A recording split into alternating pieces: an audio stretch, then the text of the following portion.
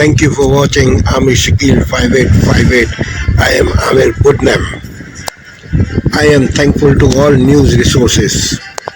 Following are the news which have been reported by American, European and Canadian channels. African, Asian channels and all news agencies have reported the same news. Now the news in detail. Differences between America and Israel getting bigger after the UN resolution. Mr. Trump goes on trial next month. He has a problem arranging the $450 million bond. Chinese spy in Canada. How the COVID-19 affected the poor family in America. Consequences of terrorist attack in Moscow. Russia continue attack Ukraine capital with bombs and missiles, but no casualty reported. Japanese Prime Minister is willing to meet North Korean leader. China's backing of hackers in America. Antitrust investigation against Apple and Meta by European Union. Florida's governor signed a social media law which will bar minors. Boeing companies shake up and rain and snow in the United States. Major Baseball League investigation. On Wall Street, Dow Jones down, Nasdaq down, S&P 500 also down. Abortion pill over the counter. Welcome to Democracy Now!, democracynow.org, The War and Peace Report. I'm Amy Goodman. In Russia, the death toll has risen to 137 from an attack on a popular concert hall in Moscow on Friday. Authorities say gunmen opened fire inside a sold-out rock concert, then set the venue ablaze, the Crocus City Hall. More than 100 people were also injured, many in critical condition. Authorities in Russia have detained 11 people, including 4 men from Tajikistan who appeared in court today. They all appear to have been badly beaten, possibly during interrogations. One suspect, who was in a wheelchair, seemed to lose consciousness during the court session. Reuters reports he may have had an eye missing. An affiliate of the Islamic State, ISIS-K, has claimed responsibility and posted video of the attack. Russian authorities have suggested Ukraine was involved in the attack, a claim strongly denied by Kyiv. We'll have more on the story after headlines with Professor Nina Khrushcheva and the New Yorker magazine's Joshua Yaffa. Horrifying accounts continue to come from Gaza City, where Israel's raid on Al-Shifa hospital has entered a second week. Israeli forces have killed at least 170 people at the hospital and detained another 400. Survivors of the raid have told Al Jazeera Israeli tanks and armored bulldozers have driven over bodies and ambulances. Israeli forces are also attacking 2 other hospitals in Gaza. Meanwhile, the head of the UN Palestinian aid agency, UNRWA, says Israel's now denying access to all UNRWA food convoys to northern Gaza, even though the region is on the brink of famine. On Saturday, UN Secretary General Antonio Guterres traveled to the Rafah border crossing. A long line of blocked red relief trucks on one side of the gates, the long shadow of starvation on the other. That is more than tragic. It is a moral outrage. Over the weekend, U.S. Vice President Kamala Harris warned against Israeli Prime Minister Benjamin Netanyahu invading Rafah. She spoke to Rachel Scott of ABC News. We have been clear in multiple conversations and in every way that any major military operation in Rafah would be a huge mistake. A mistake, but would there be consequences if he does move forward? Well, we're going to take it one step at a time, but we've been very clear in terms of our perspective on whether or not that should happen. Are you ruling out that there would be consequences from the United States? I am ruling out nothing. This comes as Israel continues to carry out attacks across Gaza, where the death toll has topped 32,200. This is a Palestinian man named Yunus Qassab in Rafah. Israel does not want a ceasefire. Instead, it wants to continue exterminating the Palestinian people. This is what Israel and America are planning simultaneously. They do not want a ceasefire. Israel seeks genocide against the Palestinian people, and particularly the Gaza Strip, and this is a crime. At the United Nations Security Council, China and Russia Friday vetoed a Gaza ceasefire resolution drafted by the United States. China's ambassador to the UN, Zhang Jun, criticized the text because it did not actually demand a ceasefire. The final text remains ambiguous and does not call for an immediate ceasefire, nor does it even provide an answer to the question of realizing a ceasefire in a short time. This is a clear deviation from the consensus of the Council members and fell far short of the expectations of the international community. An immediate ceasefire is a fundamental prerequisite for saving lives, expanding humanitarian access, and preventing greater conflicts. The U.S. ambassador to the United Nations, Linda Thomas-Greenfield, criticized Russia and China for vetoing the resolution. So let's be honest, for all the fiery rhetoric, we all know that Russia and China are not doing anything diplomatically to advance a lasting peace or to meaningfully contribute to the humanitarian response effort. President Biden signed a $1.2 trillion spending package to keep the federal government open until October. The Senate approved the appropriations bill 74-24. Independent Senator Bernie Sanders voted no because the bill stripped funding to UNRWA for the next year. Tens of thousands of people are starving. UNRWA is trying to feed them, and the Israeli government and its allies like AIPAC spend much of their time lobbying to defund UNRWA, the major organization which is feeding starving people. Sadly, tragically, many members of Congress seem to be happy to be part of this starvation caucus. In the House, the spending bill was approved 286 to 134. New York Congressmember Alexandria Ocasio-Cortez, who voted no, accused Israel of committing genocide during a speech on the House floor. If you want to know what an unfolding genocide looks like, open your eyes.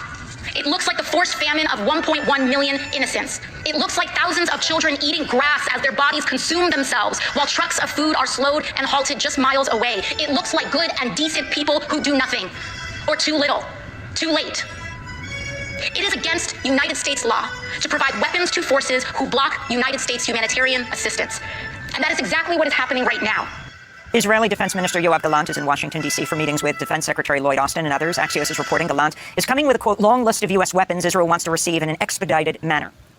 Protests continued around the world this weekend. In Ireland, tens of thousands marched in Dublin to demand a ceasefire and freedom for Palestinians. In Chile, members of the Palestinian community, which is believed to be the largest Palestinian community outside of the Arab world, gathered with allies to call on President Gabriel Boric to break off all diplomatic relations with Israel. We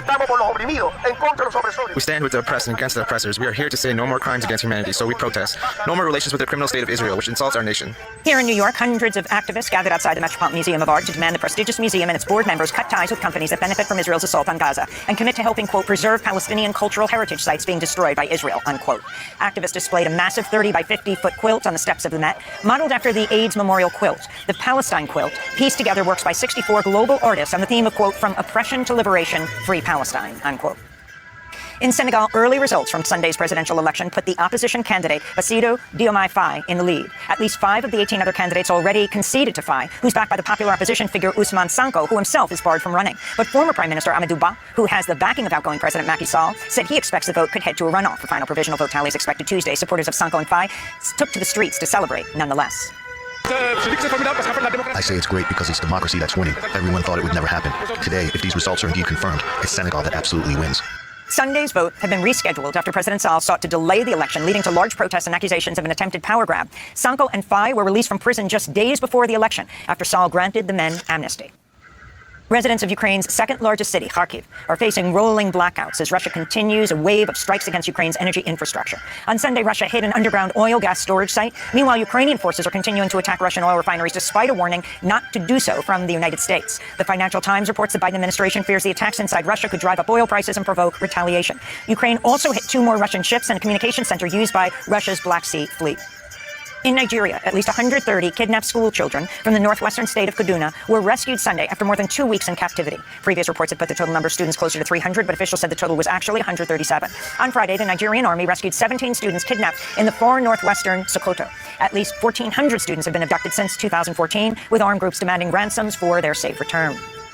In Brazil, police arrested 2 politicians and Rio de Janeiro's former police chief in a major breakthrough for the investigation into the 2018 assassination of Marielle Franco, an outspoken Rio councilwoman and activist. Investigators say brothers Chiquinho Brajal and Domingos Brajal, who also both once served on Rio de Janeiro City Council and remain in official positions, are suspected of masterminding the assassination, which also killed Franco's driver, Anderson Pedro Gomes. Former Rio police chief Rivaldo Barbosa is accused of obstructing investigations into the fatal shooting. Marielle Franco had fought against police brutality and became a voice for other LGBTQ and Black Brazilians who face discrimination. Her longtime partner, Monica Benicio, spoke Sunday following news of the arrests. Today is without a doubt an important day for democracy in Brazil. It is the beginning of a new struggle. We want everyone to be held responsible and everyone to be identified so that we can finally have justice for Marielle and Anderson. New York Attorney General Letitia James could begin seizing some of former President Donald Trump's assets today if he fails to meet a deadline to post a $454 million bond after losing a civil fraud case in New York. Last week, Trump's attorney said the former president faces, quote, insurmountable difficulties in securing the bond after more than 30 companies refused to help him. Trump's attorneys have appealed the ruling, but a decision is not expected before today's deadline. This comes as Trump appears poised to make as much as $3 billion as the parent company of his social media platform, Truth Social, becomes a publicly traded firm following a merger last week. Meanwhile, Trump's expected back in court today in New York for a pretrial hearing in his hush money case. And in news from Capitol Hill, Republican Congressmember Mike Gallagher of Wisconsin has announced he will resign on April 19th. The seat will remain vacant until November. This will cut the House Republican majority to a 1-vote margin. In other House news, Republican Marjorie Taylor Greene filed a motion Friday to remove House Speaker Mike Johnson just 5 months after he took the office after the ouster of Kevin McCarthy. In other political news, New Jersey First Lady Tammy Murphy has dropped out of the Democratic primary race for Robert Menendez's Senate seat, clearing the way for Congressmember Andy Kim and others in the Democratic primary. Menendez, who is facing multiple corruption charges, has announced he won't run in the Democratic primary, but hasn't ruled out running again as an independent if he's exonerated. And those are some of the headlines. This is Democracy Now!, democracynow.org, The War and Peace Report.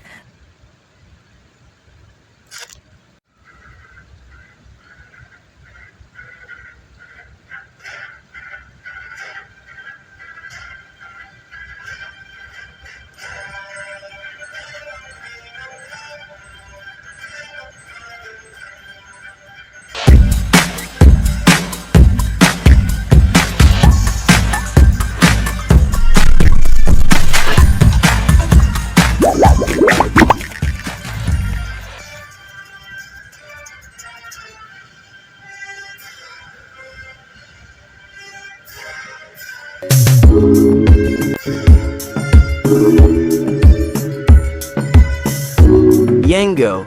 Different. Tonight, major legal developments for Donald Trump. A New York appeals court throws the former president a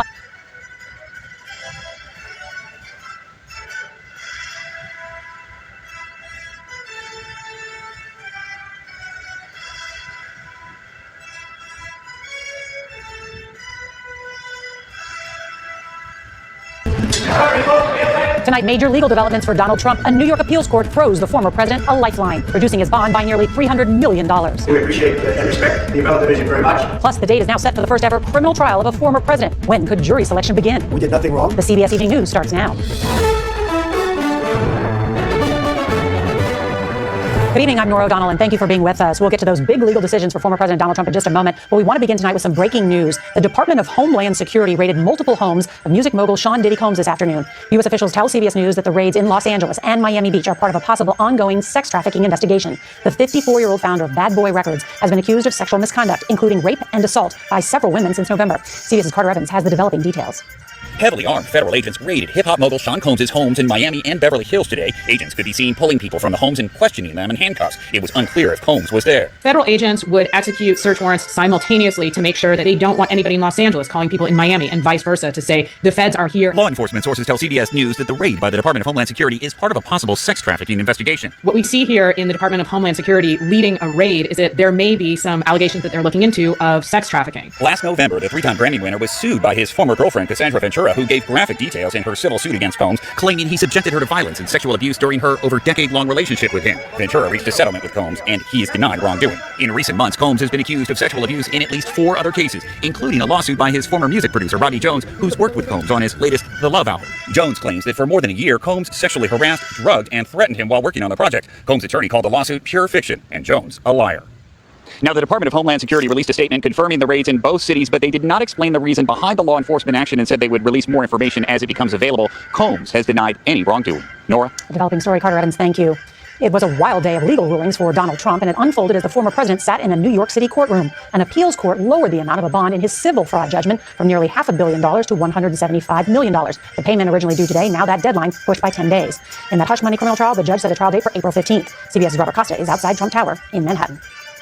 It was a last-minute lifeline for Donald Trump. Near a deadline to secure a near $500 million bond, the 5-judge panel gave the former president 10 additional days to come up with the money by Thursday, April 4th, and lowered the amount to $175 million. It will be my honor to post, and we'll post whatever's necessary. We asked Trump about how he plans to pay the new amount. Can you give us a little bit more detail about the timing of when you plan to secure the bond? Well, as I say, I have a lot of cash, but I would also like to be able to use some of my cash to get elected. Trump's lawyers had argued securing the more than $460 million bond was a practical impossibility, and said that more than 30 insurance companies had rejected him. New York Attorney General Letitia James was preparing to collect if Trump couldn't pay, and to possibly seize some of his high-profile properties, which Trump called his babies on social media. It's a wonderful break for him. I think they're overjoyed at receiving this decision. Today, James said the new lower bond figure doesn't affect the case, noting that Donald Trump is still facing accountability for his staggering fraud, and that the judgment against him and his co-defenders still stands. This is a case that could have been brought 3.5 years ago. Amid news of the bond decision going public, Trump was in a Manhattan courtroom, learning that the criminal trial involving hush money payments to former adult film star Stormy Daniels would begin the middle of next month. Trump's lawyers argue the case should be delayed or dismissed, saying thousands of documents were improperly introduced this month. That was rejected by Judge Juan Merchan, who said you are literally accusing the Manhattan DA's office of prosecutorial misconduct and trying to make me complicit in it, and you don't have a single case to cite. Trump would be the first former president to ever face a criminal trial. I would have no problem testifying. I didn't do anything wrong.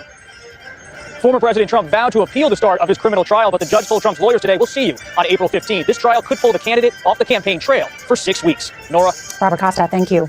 Tonight, millions of Americans in at least 15 states are in the path of a dangerous spring storm. Parts of South Dakota were hit with a blizzard today, while areas in Minnesota are digging out from more than a foot of snow on Sunday. This same storm is also threatening the South with severe thunderstorms and possible tornadoes. A tornado watch is in effect from Texas to Arkansas. A few large twisters are possible along the I-20 corridor for the next several hours, as well as damaging winds and flash flooding.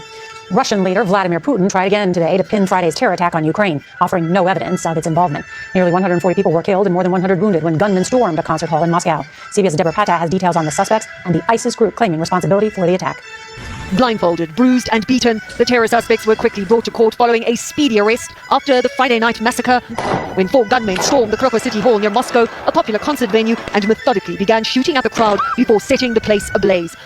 Social media videos show the assailants moving with deadly intent through the complex as they gunned down people, leaving a trail of body bags.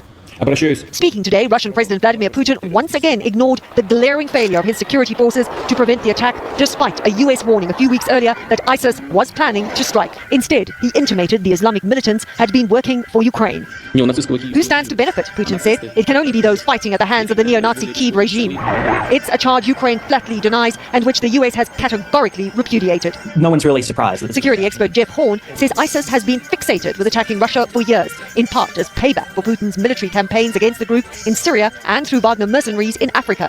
Vladimir Putin claimed to have defeated ISIS as far back as 2017. Why now ISIS attacking? Russia's a soft target. There's plenty of weapons that can be easily acquired. Security is very bad. Intelligence is very bad. And also, it brings a lot of attention to the Islamic State. And now, Horn says, ISIS is making a comeback in Central Asia. Deborah Patter, CBS News.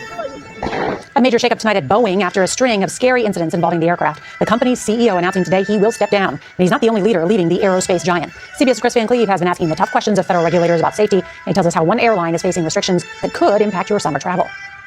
Tonight, Boeing on the hunt for a new CEO. Facing mounting scrutiny following a door panel blowing out mid-flight on a recently delivered 737 MAX in January, CEO Dave Calhoun will now depart by year's end. Stan Deal, head of Boeing's commercial airplanes division, is out effective immediately. And a new chairman, Steve Mollenkopf, a former Qualcomm CEO. We will get ahead of it. Calhoun says he'll focus on fixing Boeing's production problems before leaving. We have another mountain to climb. Let's not avoid what happened with Alaska Air. Let's not avoid the call for action. Let's not avoid the changes that we have to make in our factory. Let's not avoid the need to slow down a bit and let the supply chain catch up.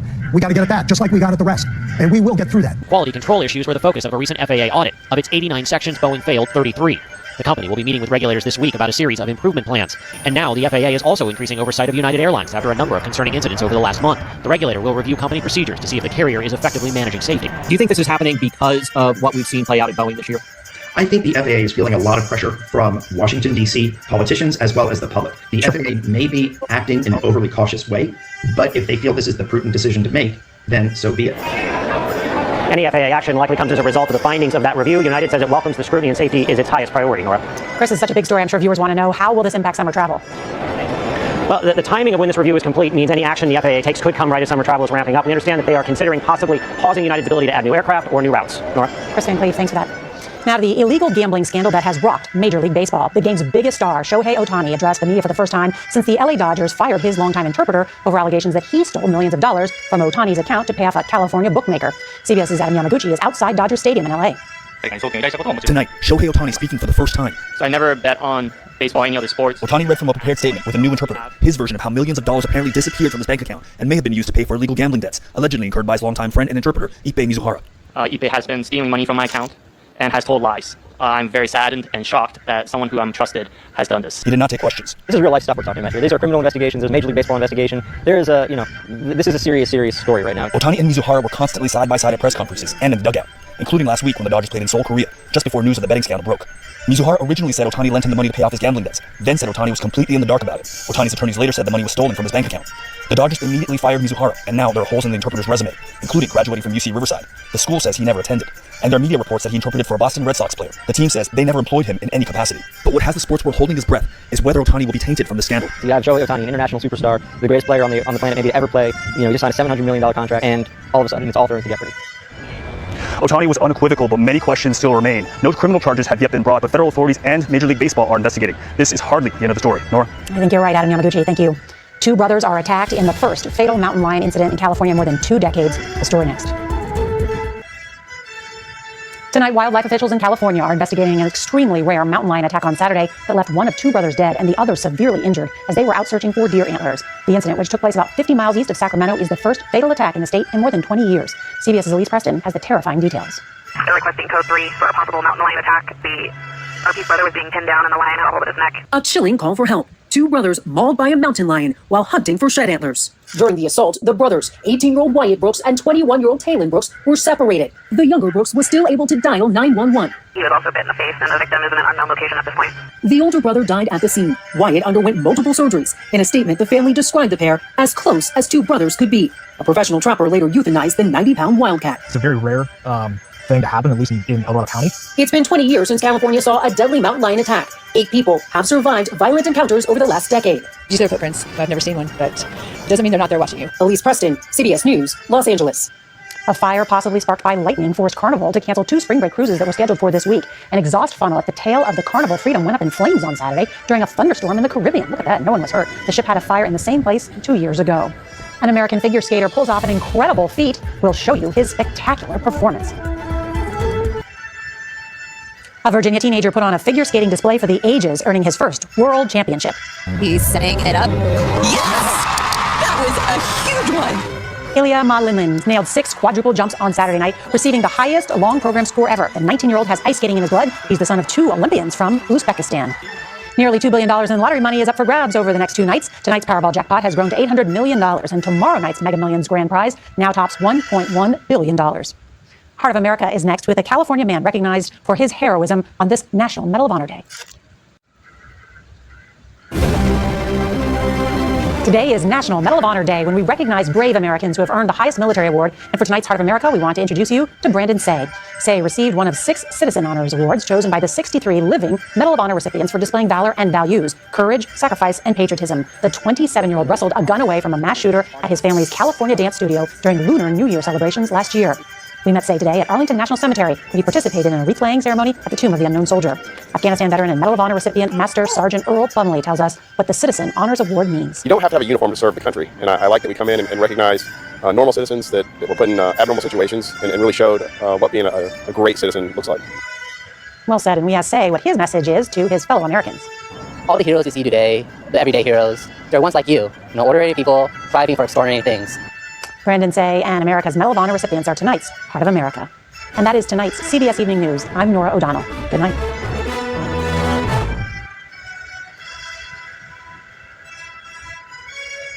For the last few days, people started noticing a change in their feeds. So now you don't get any political content from someone you do not follow unless you physically go into your account and change certain settings.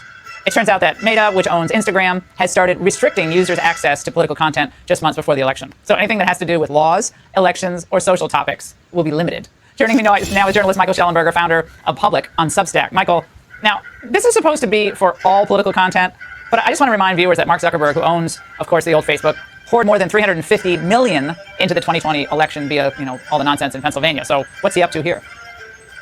Yeah, hey, it's good to be with you, Laura. Yeah, I mean, I think it's worth going back to 2017. You might remember everybody blamed Facebook at the time. I mean, not everybody. The Democrats blamed Facebook at the time for Trump's election. The people who had lost Brexit a few months earlier also blamed Facebook for losing the Brexit vote in Britain. And Zuckerberg actually was pretty strong. He said he defended the right of people to deny the Holocaust on Facebook. Fast forward 3 years later, and he caved in on everything. There had been a huge advertiser boycott led by organizations very close ties to the intelligence community on him. He made up a reason suggesting that there was some evidence showing an increase of anti-Semitic hate speech on Facebook and real-world violence. They can't trace those things, and we documented recently that even with a big increase of hate speech, it doesn't translate into real-world violence happily. The real issue here is obviously politics. Zuckerberg, in response to all the pressure from Democrats to not have Republican and conservative content, he's just shut it all down, and he's done it again. He restricted the content earlier, really a year or 2 ago, and then he's been restricting ever since, and he's doing it again right now. Yeah, this is why everyone has to be on platforms that don't do this. X doesn't do it. I mean, Truth Social has their big announcement tomorrow. But we reached out to Meta, which told us this announcement expands on years of work on how we approach and treat political content based on what people have told us they wanted, Michael. And now people are going to be able to control whether they would like to have these types of posts recommended to them. What? Yeah, Yeah, I mean, it's really, I didn't know about the change until I saw the news coverage. I had to go in, I couldn't even find it in my settings very easily. I mean, look, obviously they're running away from being controversial, having people criticize them for feeding them content that they think would be, pro-Republican. I mean, that's really the target here. It's been the target the whole time. And mainstream news media is so heavily dominated by the liberal Democratic perspective that social media now is where they're trying to basically exterminate any free flow of different information. Yeah. So I think it's very clear what's happening. I think you're right. It means that it actually, I think, hopefully increases demand for alternative platforms, including X, formerly Twitter, where you do get recommended content, including content you may not agree with, but at least there's some free flow of information, which is exactly what the First Amendment was created to protect. But again, I'll just repeat to everybody, you're big people, you can figure out what you like and don't like, but the idea that Mark Zuckerberg is going to stand there and say, oh, because I got a lot of, CRAP from the left after Trump won in 2016, I'm just going to say none of this is allowed, I just think that's pretty convenient, given that Trump is doing really well. Michael, it's always great seeing you. Thank you. Hey, Sean Hannity here. Hey, click here to subscribe to Fox News YouTube page and catch our hottest interviews and most compelling analysis. You will not get.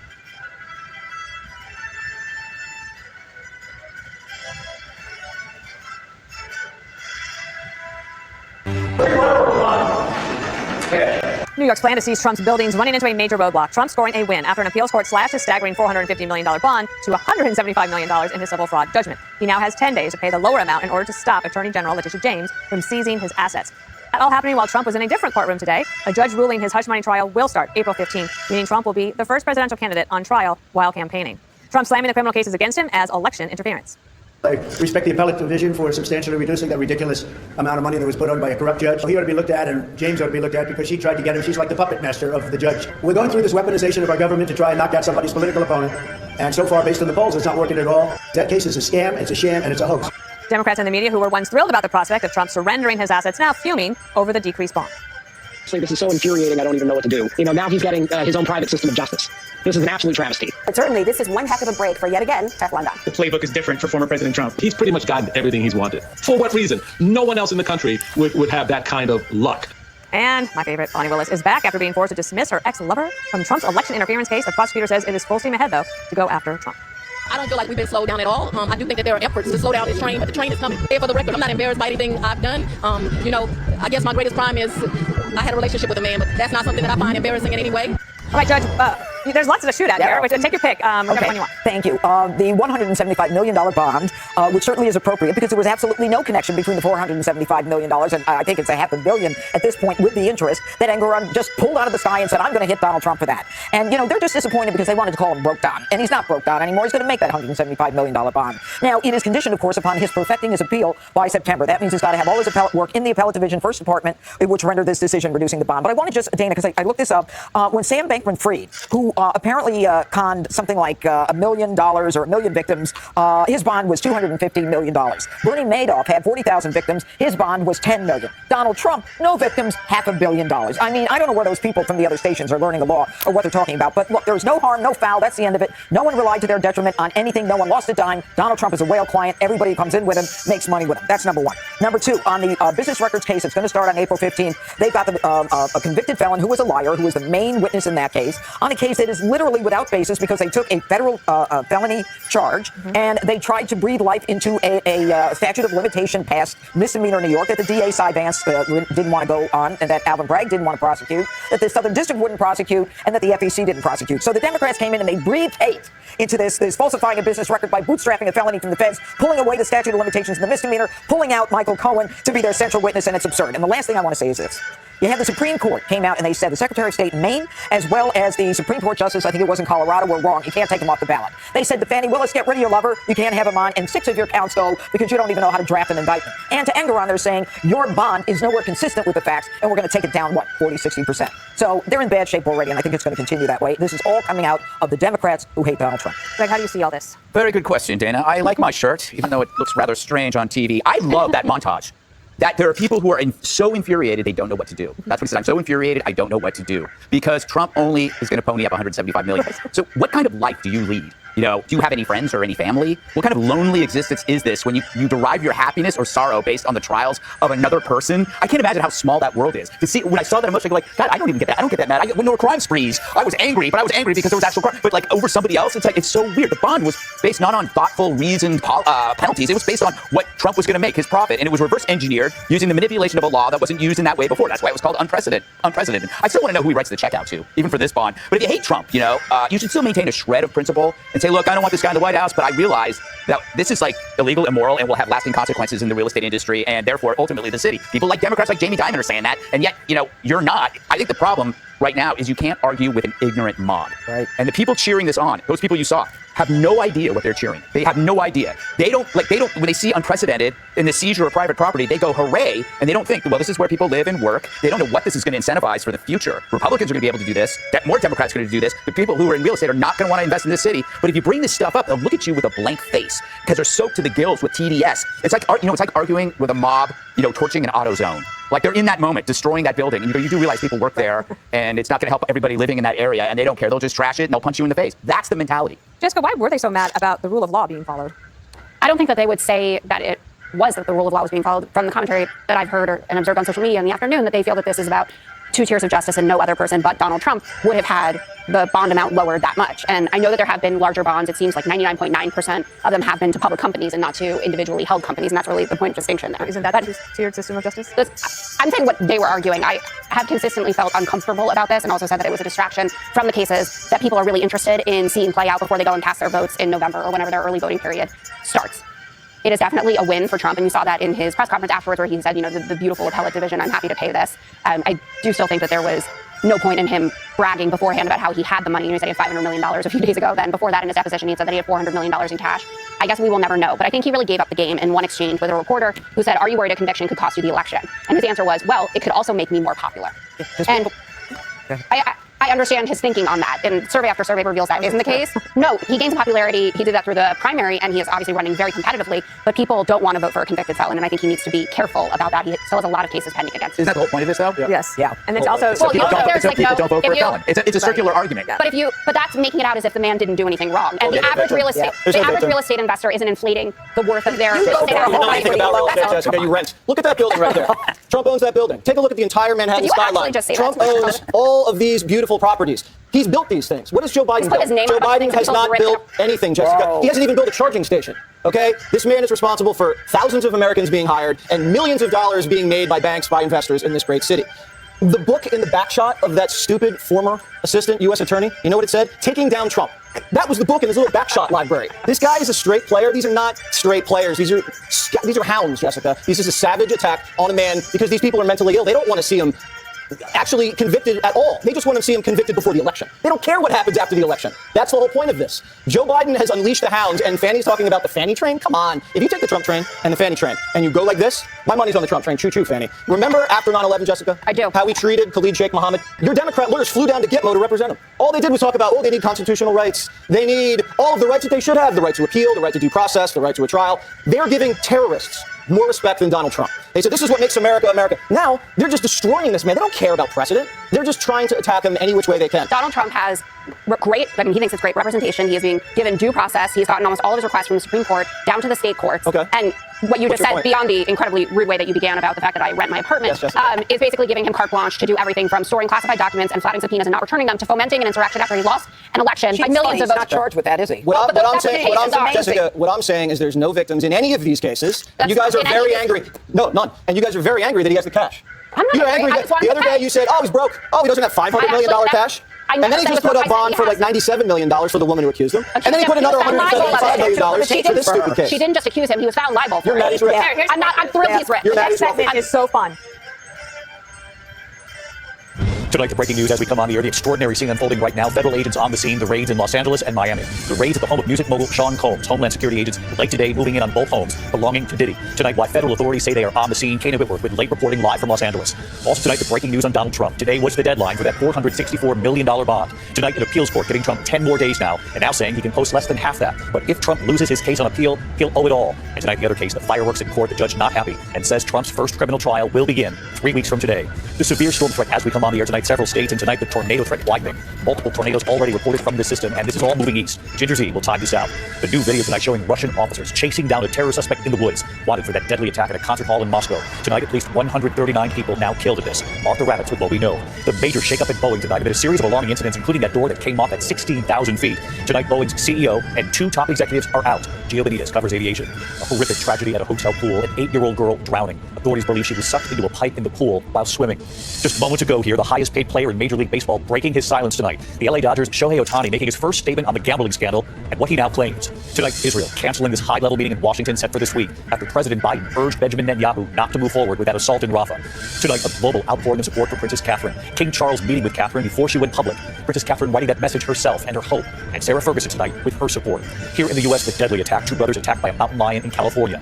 And Arnold Schwarzenegger revealing news tonight about his health. From ABC News World Headquarters in New York, this is World News Tonight with David Muir. Good evening. It's great to have you with us here on a Monday night, and we begin tonight with the breaking news. The extraordinary scene late today. Federal agents moving in on homes in Los Angeles and Miami. Homes belonging to music mogul Sean Diddy Combs. The images coming in tonight. Federal authorities, including teams from Homeland Security, raiding the homes. Tonight, sources telling ABC News it is connected to a human trafficking investigation. The aerial images right here of Combs' home in the wealthy LA neighborhood of Holmby Hills. Heavily armed agents, armored vehicles there. 2 men have been detained at this property. Law enforcement sources telling us they are his sons. Combs has faced multiple lawsuits in recent months with allegations of sexual assault and sex trafficking, accusations he has denied. ABC's Kana Whitworth leading us off on the breaking news. She's in Los Angeles tonight. Tonight, heavily armed federal authorities raiding homes belonging to legendary rapper and entertainment mogul Sean Diddy Combs. Agents from Homeland Security Investigations seen in fatigues and body armor entering his home in the wealthy LA enclave of Holmby Hills. Drones flying overhead, Combs' 2 sons reportedly detained at the scene, and more agents at his mansion in Miami. The Department of Homeland Security confirming to ABC News that they executed law enforcement actions as part of an ongoing investigation. Law enforcement sources telling ABC News that this case is being handled out of the Southern District of New York, and the investigation involves allegations of human trafficking. Combs had multiple lawsuits leveled against him in recent months, with allegations of sexual assault and sex trafficking. Allegations he denies. And David, a lawyer for 2 of the alleged victims told us in a statement that they welcome today's law enforcement activity, adding that they hope this is the beginning of a process that will hold Mr. Combs responsible.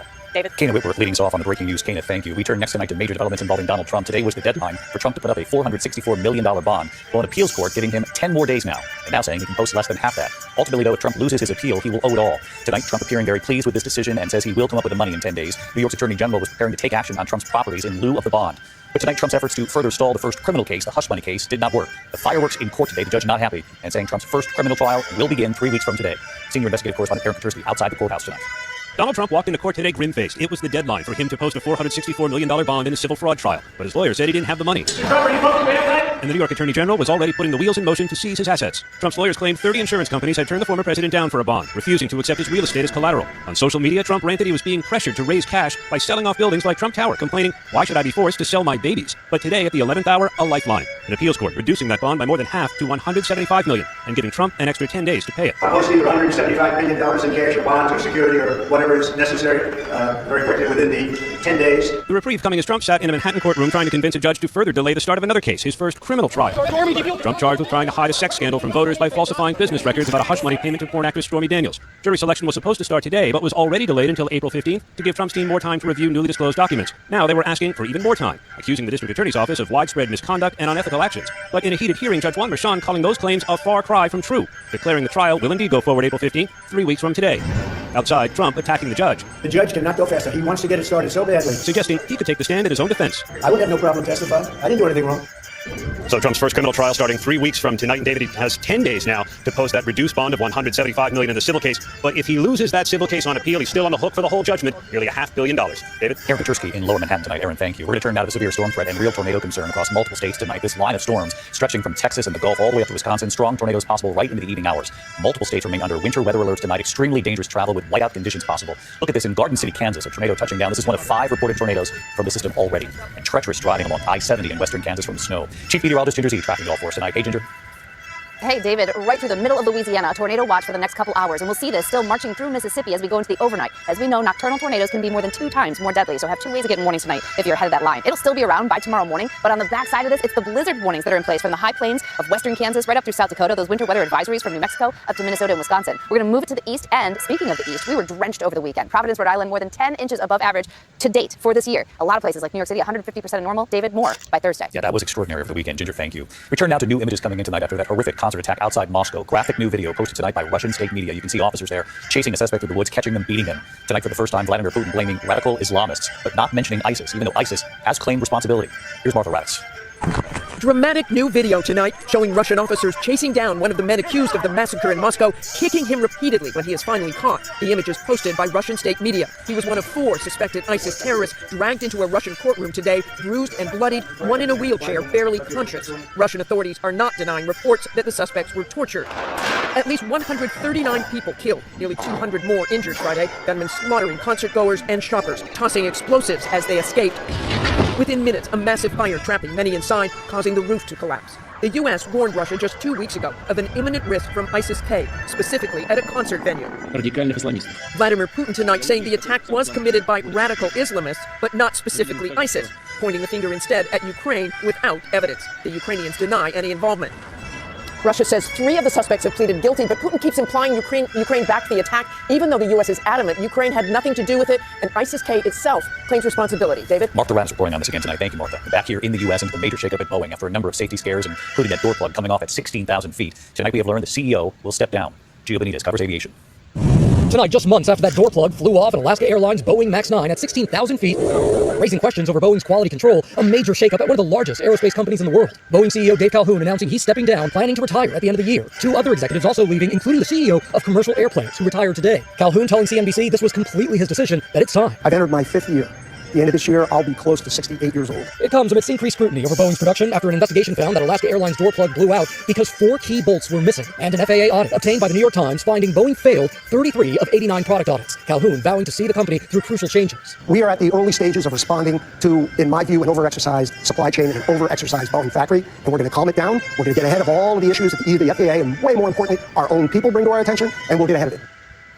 And David, as you know, this is a major company in America. Boeing has made more than half of all planes operated by the major U.S. airlines. David? Gio Benitez on this again tonight. Thank you, Gio. And we are learning more tonight about a horrific tragedy at a hotel pool in Houston. Authorities say an 8-year-old girl drowned after apparently being sucked into a pipe while swimming at the DoubleTree Hotel. Her family had reported her missing. Rescuers using a camera to find her inside a 16-inch pipe. Her body recovered nearly 13 hours after she vanished. Investigators are now trying to determine what went wrong with that pipe. We turned out of that gambling scandal in Major League Baseball just a short time ago before we came on tonight. The Major League's highest paid star, the Dodgers' Shohei Ohtani, breaking his silence after his interpreter and friend was accused of using Ohtani's money to pay off more than $4 million in debts. Victor Kendo from Los Angeles. For the first time tonight, Shohei Ohtani addressing the gambling scandal involving his former interpreter, Ippei Mizuhara, now under investigation by Major League Baseball and the IRS. Ohtani did not field any questions, only reading a statement saying he never bet on baseball or any other sports, but was saddened and shocked someone he trusted lied to him. Rich one, and he gets on top of it. That's Shohei Ohtani's first hit of 2024. The Dodgers opening their season in South Korea. There's Mizuhara smiling in the dugout with his longtime friend. Earlier that day, Mizuhara told ESPN Ohtani helped him pay off an estimated $4.5 million in gambling debts, hours later changing his story. And Ohtani saying he learned of the gambling and that Mizuhara stole money from his account that same day. ESPN says they've investigated banking information showing the 2-time MVP's name on 2 $500,000 payments sent in September and October. The Dodgers promptly fired Mizuhara. So far, no one has been charged with a crime. Ohtani saying he will assist in all investigations. David? Victor Kendo on the breaking developments. Victor, thank you. Tonight, Israel canceling the high-level meeting set for Washington this week after President Biden urged Benjamin Netanyahu in recent days not to move forward with an assault in Rafah. Here's Selena Lang from the White House. Tonight, Israel's Prime Minister Netanyahu canceling plans to send a delegation to Washington for high-level talks over Israel's planned invasion of Rafah. The surprise move coming shortly after the U.S. paved the way for the UN Security Council to pass a resolution calling for an immediate ceasefire in Gaza. Abstention. The U.S. abstaining for the first time after months of blocking resolutions. Netanyahu saying the U.S. move at the UN today harms the war effort as well as the effort to liberate the hostages.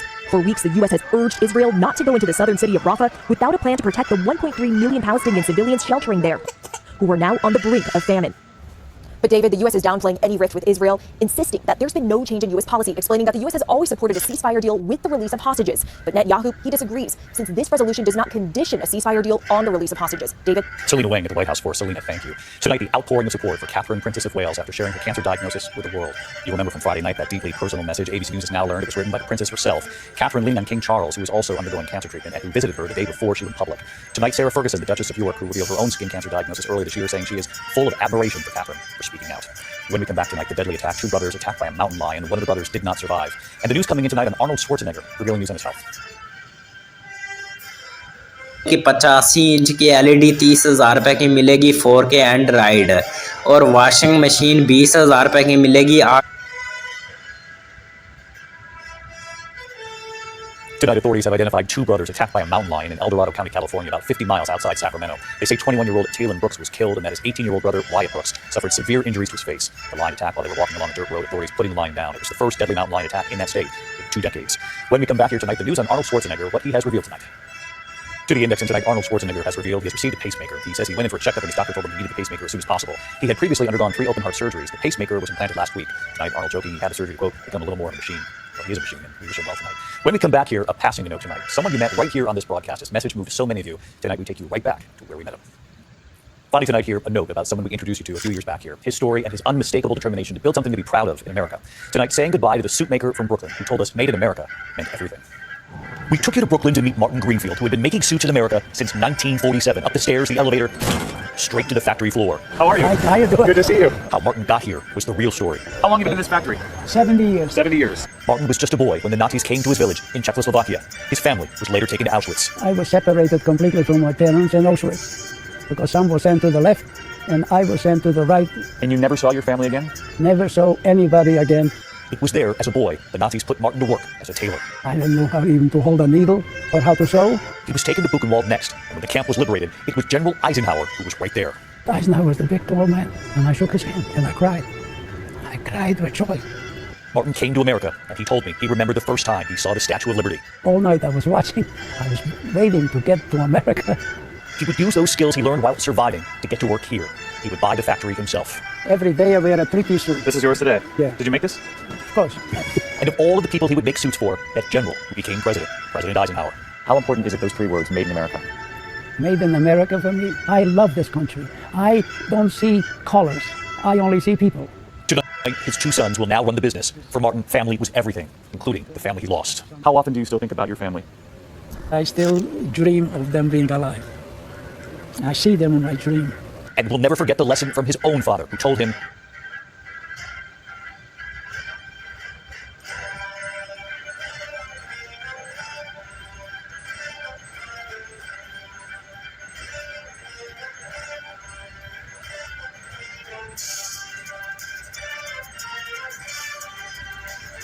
Thank you for watching and privilege of your time. This is Amir Shakil 5858. I am Amir Woodman. Have a good life.